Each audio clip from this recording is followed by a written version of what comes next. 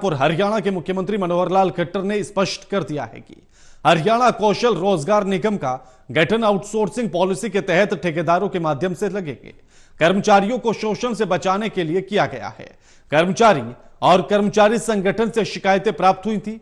ठेकेदार न तो इन कर्मचारियों को ईपीएफ और न ही ईएसआई इत्यादि का लाभ दे रहे थे।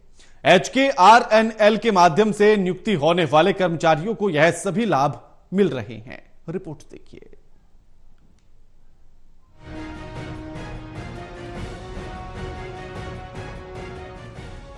मुख्यमंत्री मनोहर लाल खट्टर ने बजट सत्र के दूसरे दिन प्रश्नकाल के दौरान एक प्रश्न के उत्तर में कहा कि निगम का गठन एक कल्याणकारी स्कीम के तहत किया गया। जिन परिवारों की आय 1.80 यानी कि 1,80,000 रुपए से कम है और जिन परिवारों में कोई भी सरकारी नौकरी वाला सदस्य नहीं, उनको निगम के माध्यम से दिए जाने वाले रोजगार में प्राथमिकता दी जाएगी। उन्होंने कहा कि निगम के माध्यम से केवल अस्थायी रोजगार दिया जाता है और बाद में विभाग की मांग और कर्मचारियों के कार्य कौशल के आधार पर रिन्यू किया जाता है। सभी स्थायी नौकरियां हरियाणा कर्मचारी चयन आयोग, हरियाणा लोक सेवा आयोग और अन्य विभागीय प्रक्रिया के तहत की जाती है। जहाँ आउटसोर्सिंग किसी डिपार्टमेंट की इमीडिएट डिपार्टमेंट की डिमांड है, उसको ठेकेदारों के माध्यम से लिया जाता था। उसके लिए ये बनाया गया है HKRN। और इसमें भी ये ठीक है कि ये बिल्कुल अस्थायी नौकरी है, 1 साल के लिए होती है। 1 साल के बाद उसको जैसे बाकी भी पहले भी उसकी एक्सटेंशन मिलती है तो उसी हिसाब से ही होगा। ये कोई परमानेंट नौकरी नहीं है। परमानेंट नौकरी का तो अलग से हमने, जैसे ग्रुप सी का भी CET हुआ है, अब उसमें से नौकरियां लगभग 30-35 हजार की रिक्वेशन आ गई है। उसी के बाद ग्रुप D की है, उसके भी CET होना है। वो सब प्रक्रिया अलग है। ये तो तुरंत इमीडिएट आवश्यकता को पूरा करने के लिए HKRN के माध्यम से करते हैं। मुख्यमंत्री ने सदन को जानकारी दी कि हरियाणा कौशल रोजगार निगम ने विभिन्न विभागों में अनुबंध आधार पर लगे 1,06,464 कर्मचारियों को नियुक्ति पत्र पेश किया है, जिनमें से 95,424 ने निगम के पोर्टल पर ज्वाइन किया। इसके अलावा 6,736 उम्मीदवारों को निगम के द्वारा विभिन्न विभागों में नियुक्ति के पेशकश पत्र भेजे गए हैं, जिनमें से 4,380 ने ज्वाइन कर लिया। 1,06,464 जो पहले से कॉन्ट्रेक्चुअल एम्प्लॉई हैं, उनको उसमें पोर्ट किया गया है और वो भी डिपार्टमेंट की सहमति से किया गया है। उसमें से पोर्ट करने के लिए जो प्रपोजल था वो 1,06,000 का था, लेकिन 95,424 लोगों ने सहमति दी, वो उसके अंदर पोर्ट हुए हैं।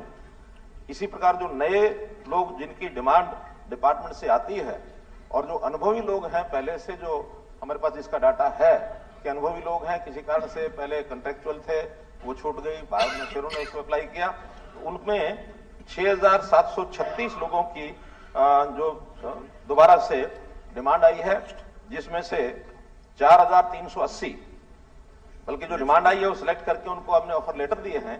4,380 लोगों ने उसमें से ज्वाइन कर लिया है। शेष का भी समय है जो उसको ज्वाइन करेंगे।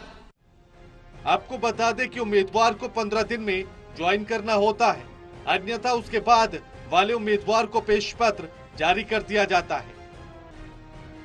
Anil Kumar, total TV, Chandigarh. हरियाणा के मुख्यमंत्री मनोहर लाल ने बजट सत्र के दूसरे दिन हरियाणा विधानसभा में स्पष्ट किया है कि कर्मचारियों को विशेष भत्ता वहां की भौगोलिक स्थिति के अनुसार दिया जाता है। साथ ही समय समय पर इसका रिव्यू भी किया जाता है। और मुख्यमंत्री मंगलवार को नूंह जिले के नल्हड़ मेडिकल कॉलेज में डॉक्टर्स को दिए जाने वाले विशेष भत्ता बंद करने के बारे में पूछे गए प्रश्न के उत्तर में सदन में बोल रहे थे। मुख्यमंत्री ने सदन में इस बात से भी अवगत कराया कि नूंह जिले के नल्हड़ मेडिकल कॉलेज के डॉक्टर्स को अगस्त 2022 से विशेष भत्ते का बकाया मिलेगा। पहले यह भत्ता केवल डॉक्टर्स के लिए था, परंतु अब सरकार ने इसे अन्य श्रेणियों के कर्मचारियों को भी देने का निर्णय लिया है।